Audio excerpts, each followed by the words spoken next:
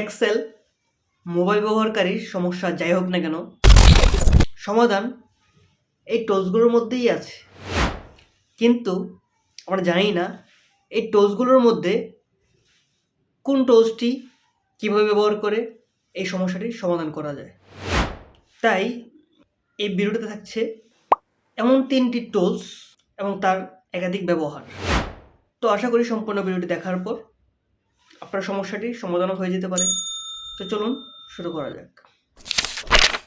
Number 3 হলো freeze pane.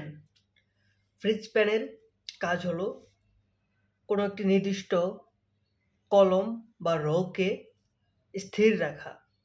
তো যেই কলম বা যেই রটিকে ফ্রিজ করা হবে সেই অংশটুকু ছাড়া বাকি অংশটুকু মুভ করা যাবে, শুধুমাত্র ফ্রিজ করা অংশটুকুই স্থির থাকবে। তো এই অপশনটি সবচেয়ে বেশি কাজে লাগে এক্সেল মোবাইল ব্যবহারকারীদের, কারণ মোবাইলের স্ক্রিনটি অনেক ছোট থাকার কারণে আমাদের কাজ করতে সমস্যা হয়। তো এই ফ্রিজ প্যান অপশনটি ব্যবহার করার সিস্টেম হলো নিচে থাকা এই তীর চিহ্নটিতে ক্লিক করলে আমাদের অপশন চলে আসবে এবং হোমের উপর ক্লিক করলেই আমাদের এরকম একটা অপশন চলে আসবে। এখান থেকে ভিউয়ে ক্লিক করতে হবে। তো ভিউয়ে ক্লিক করার পর যে অপশনগুলো আপনার দেখাচ্ছে সেখানে সবার নিচের দিকে চলে যাবেন এবং সেখানে দেখতে পাবেন ফ্রিজ প্যান নামের এই অপশনটি। তো ফ্রিজ প্যানের মধ্যে 3টি অপশন আছে।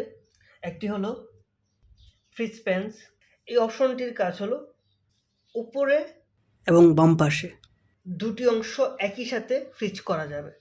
যেই ঘরে ক্লিক করার পর আপনি এই ফ্রিজ প্যানে ক্লিক করবেন সেই ঘরের উপরের অংশ এবং বাম পাশে অংশগুলো স্থির হয়ে যাবে। তারপরে যে অপশনটি আছে ফ্রিজ টপ রো, এটি দিয়ে আমরা সবার উপরের যেই রটি আছে বা অংশটি আছে সেই অংশটুকে স্থির রাখতে পারবো। তারপরে যে অপশনটি আছে ফ্রিজ ফার্স্ট কলম, এই অপশনটি দিয়ে ডান পাশ থেকে প্রথম কলম আমরা স্থির রাখতে পারবো, বাকি অংশগুলো মুভ করবে। নাম্বার 2 হলো ফিল্টার। তো ফিল্টার অপশনটি ব্যবহার করে আপনার হাজারো লেনদেনের মধ্যে কোনো নির্দিষ্ট একটি লেনদেন বের করে দেখতে পারবেন খুব সহজে। টেবিলের ভিতর যে কোনো একটি ঘরে ক্লিক করে হোমের যে অপশনগুলো আছে তার নিচের দিকে গেলে আমরা শর্ট অ্যান্ড ফিল্টার নামে একটি অপশন দেখতে পাবো। তো এই অপশনটিতে ক্লিক করলে এরকম কিছু অপশন দেখাবে, যেখানে শো ফিল্টার বাটন নামে একটি অপশন আছে। এই অপশনটিতে ক্লিক করলেই আপনার টেবিলের ফিল্টার বাটন শো করবে। আপনি দেখতে পাচ্ছেন আমরা টেবিলের উপরে যে হেডারটি আছে কিংবা যেখানে নামগুলো আছে, যেমন ডেট, কোম্পানি নেম, অ্যামাউন্ট, তো এই প্রত্যেকটি অপশনের নিচে একটি করে ছোট অপশন চলে আসছে। তীর চিহ্নের মতো এই ছোট যে অপশনটি এখানে যুক্ত হয়েছে এটি হলো ফিল্টার বাটন।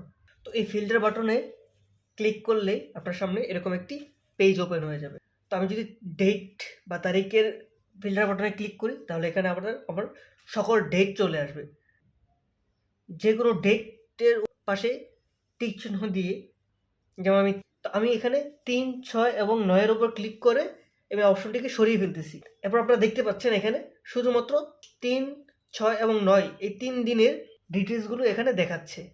ডেটগুলোর পাশ থেকে টিক চিহ্নগুলো সরিয়ে নেওয়ার পর আবার আমরা দেখতে পাবো আমাদের সকল এন্ট্রি চলে আসছে। এরপর কোম্পানি অথবা পার্সন নেমের নিচে যেই ফিল্টার বাটনটি আছে সেটিতে ক্লিক করার পর দেখতে পাচ্ছেন এখানে আমার কোম্পানি নেমে যতগুলো নাম এন্ট্রি করা আছে প্রত্যেকটি নাম এখানে চলে আসছে।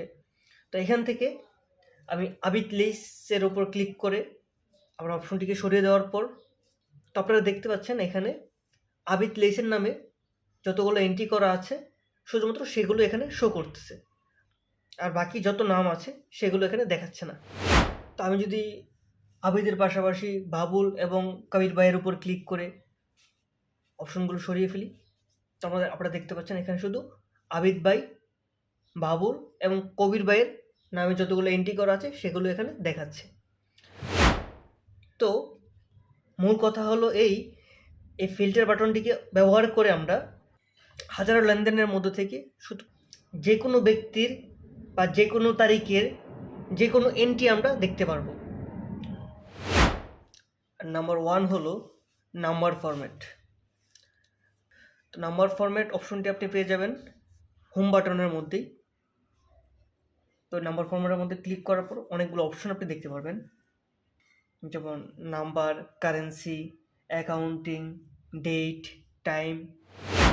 তো নাম্বার অপশনটি থেকে আপনি চাইলে আপনার সংখ্যাটিকে নেগেটিভ ফরম্যাটে বা আপনার সংখ্যাটির সামনে একটি মাইনাস চিহ্ন সংযুক্ত করতে পারবেন। তারপর আছে কারেন্সি। এই অপশনটিতে ক্লিক করে আপনি চাইলে আপনার সংখ্যাটির সাথে ডলার সাইন, বাংলাদেশি টাকার সাইন বা যে কোনো দেশের মুদ্রার যেই চিহ্নটি থাকে সেই চিহ্নটি আপনি আপনার সংখ্যার সাথে যুক্ত করতে পারবেন। তারপর আছে ডেট অপশনটিতে ক্লিক করে আপনি চাইলে আপনার ডেটটিকে বিভিন্ন ফরম্যাটে কনভার্ট করতে পারবেন। তো ডেট অপশনের মধ্যে থেকে এখানে আপনি যে অপশনগুলো দেখতে পাচ্ছেন এর মধ্যে যে কোনো ফরম্যাট আপনি আপনার তারিখের উপর ব্যবহার করতে পারবেন। তারপর আছে টাইম অপশনটি থেকে আপনার সময়কে বিভিন্ন ফরম্যাটে, এখানে যে অপশনগুলো দেখতে পাচ্ছেন এর মধ্যে যে কোনো ফরম্যাটে আপনি কনভার্ট করতে পারবেন আপনার টাইমটিকে। এছাড়াও নিচে আসে পার্সেন্টেজ অপশন অথবা ফাংশন। এই অপশনগুলো ব্যবহার করে চাইলে আপনি আপনার সংখ্যার সাথে পার্সেন্টেজ কিংবা ফাংশন আকারে রূপান্তরিত করেন। আপনি সংখ্যাকে যে কোনো ফরম্যাটে রূপান্তরিত করেন না কেন, যদি আপনি সেটিকে আবার পুনরায় আগের অবস্থায় ফিরিয়ে আনতে চান, সেক্ষেত্রে সবার উপরে থাকা জেনারেল অপশনটিতে ক্লিক করতেই আপনার সংখ্যাটি আগের অবস্থায় ফিরে আসবে। আর ভিডিও থেকে কিছু শিখতে পারলে অবশ্যই লাইক দিতে ভুলবেন না। আর এই ধরনের আরও ভিডিও পেতে অবশ্যই চ্যানেলটিকে সাবস্ক্রাইব করে রাখুন। তো আজকের মতো এই পর্যন্তই, দেখা হবে অন্য কোনো ভিডিওতে।